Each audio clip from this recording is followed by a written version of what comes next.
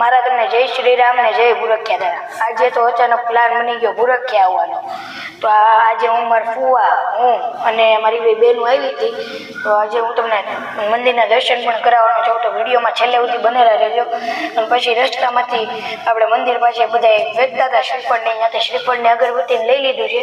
એ આપણી બહેનો બે જો આગળ હાલતી હતી, મારા ફુવા પણ હાલતા હતા આગળ, આમ 4 જણા આવ્યા હતા મંદિર।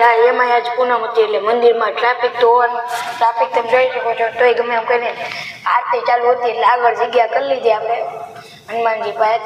તમે પણ દર્શન કરી લો, રામ ભગવાનના પણ દર્શન કરી લેજો।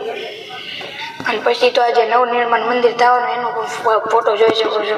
અને બહાર આવ્યા ત્યાં મળી ગયા આપણા ફોલોવર, તે ફોલોવરને રામ રામ કરીને નીકળી ગયા પ્રસાદી લેવા।